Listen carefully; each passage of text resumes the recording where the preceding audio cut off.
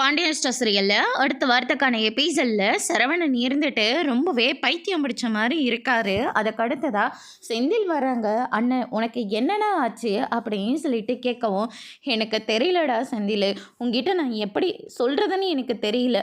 தயவு செஞ்சு இந்த பிரச்சனையிலிருந்து என்னை காப்பாத்துறா. சரியா நான் தூங்க மாட்டேங்கிறேன்டா, யார்கிட்டையும் சரியாக பேசக்கூட மாட்டேங்கிறேன். என்னை எப்படியாவது இந்த பிரச்சனையிலிருந்து காப்பாத்துறா செந்தில் அப்படின்ற மாதிரியும் சொல்லிடுறாங்க. அதுக்கு அடுத்ததாக செந்தில் இருந்துட்டு நேராக ஹாஸ்பிட்டல் கூட்டிகிட்டு போகிறாரு. அவரோட பிரச்சனையை அவர் டாக்டர் கிட்ட வந்து சொல்கிறாங்க. நீங்கள் ரொம்ப பாதிக்கப்பட்டிருக்கீங்க, அதனால தான் நீங்கள் அதே யோசிச்சு உங்களுக்கு தூக்கம் வர மாட்டேங்குது. நான் கொடுக்குற மருந்து மாத்திரையை சாப்பிடுங்க, கண்டிப்பாக உங்களுக்கு சரியாக போயிடும்னு சொல்லிட்டு சில டேப்லெட்லாம் எழுதி கொடுக்குறாங்க. சரவணனும் வீட்டுக்கு வந்துடுறாங்க. வந்த உடனே பாண்டியன் இருந்துட்டு எனக்கு எல்லா விஷயமும் தெரியும்டா அப்படின்ற மாதிரி சொல்லிடுறாங்க.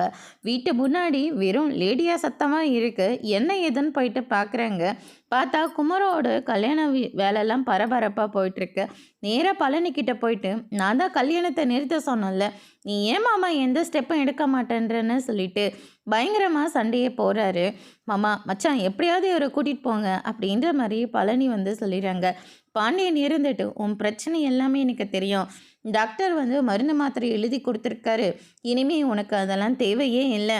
குடும்பத்தோட மனசு விட்டு நீ பேசுகிறா, எல்லாமே சரியாக போயிடும் அப்படின்னு சொல்லிட்டு நைட்டில் எல்லாருமே வெளியே ஹாலில் படுத்துக்கிறாங்க.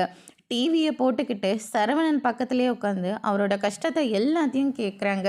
கொஞ்ச நேரம் தூங்குடா சரியாக போயிடும்னு சொல்லிட்டு தூங்கவும் வைக்கிறாங்க. அதோடு இன்னைக்கான ப்ரோமோ முடிச்சிருக்காங்க.